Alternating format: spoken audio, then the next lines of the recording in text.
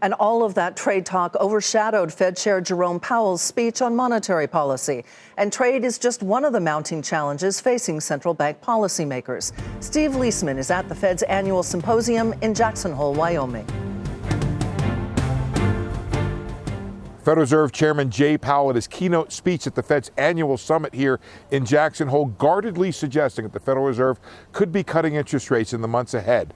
Even though Powell said the U.S. economic outlook is favorable, he noted there's evidence of global growth deteriorating further, that trade policy is playing a role in that global slowdown, and that business investment and manufacturing have weakened both.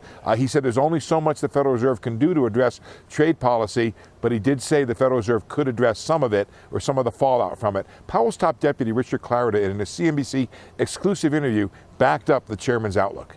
You know, the economic outlook is favorable. The economy's in a good place, but there are some significant risks. The global economy is slowing. There are powerful disinflationary pressures.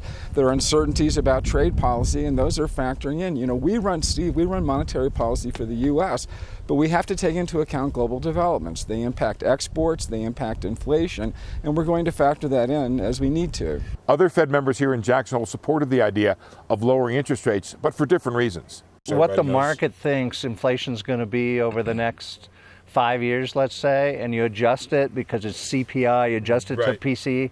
Market's only expecting about 1% or 1.1% inflation. So we're supposed to hit our inflation target. That's one reason why I've argued that, we should get lower here.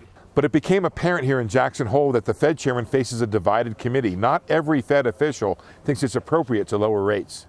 My sense was we've added accommodation, and it wasn't required in my view. So I'm observing the downside risk, and right now I'm really focused on what the Federal Reserve has to do to achieve its mandates. And in my view, with this very low unemployment rate, with wages rising, with the inflation rate staying close to the Fed's target, I think we're in a good place relative to the mandates that we're asked to achieve. The Fed meets in September with markets expecting a rate cut and indeed 3 rate cuts by the end of the year. Fed officials say they'll be keenly watching global economic developments, potential further escalation of the trade war with China, and how all of that affects the U.S. economy, figuring out the right place to set interest rates. For Nightly Business Report, I'm Steve Liesman in Jackson Hole, Wyoming.